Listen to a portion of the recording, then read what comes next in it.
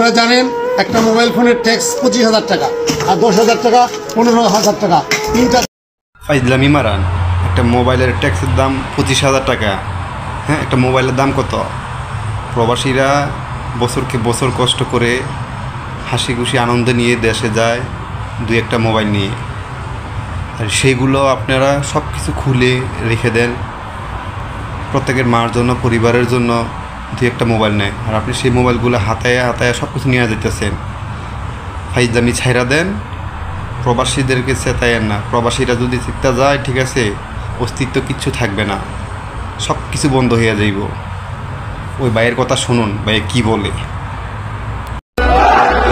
কাউকে কিছু বলতে হবে না। প্রবাসী ভাই বোনদের পক্ষে থেকে আমি একাই ঝড় তোলার জন্য যথেষ্ট।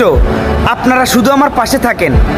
একজন প্রবাসী ভাই এই প্রবাস থেকে তার কষ্টের হালাল উপার্জনের টাকা দিয়ে জিনিসপাতি কিনে নিয়ে গেছে তার আম্মাকে খাওয়াবে বলে। সে তার জিনিসটা তার আম্মার কাছে পৌঁছাতেই পারে নাই, এয়ারপোর্টে আগেই দরবের বাবা খুলে খেয়ে ফেলেছে। ওই কুলাঙ্গারের বাচ্চাকে কি রেসপেক্ট দিয়ে কথা বলবো? সে কি রেসপেক্ট পাওয়ার যোগ্য?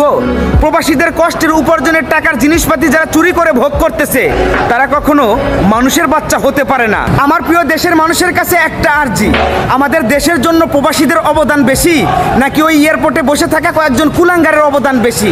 তাহলে এয়ারপোর্টের ওই কয়েকজন কুলাঙ্গারের হাতে প্রবাসীরা প্রতিনিয়ত নির্যাতনের শিকার হচ্ছে, আর আপনারা কেন কোনো প্রতিবাদ করতেছেন না সেটা বসে বসে দেখতেছেন। প্রবাসীদের পক্ষ থেকে এটা আমার ন্যায্য দাবি, আমার দাবি মানতে হবে।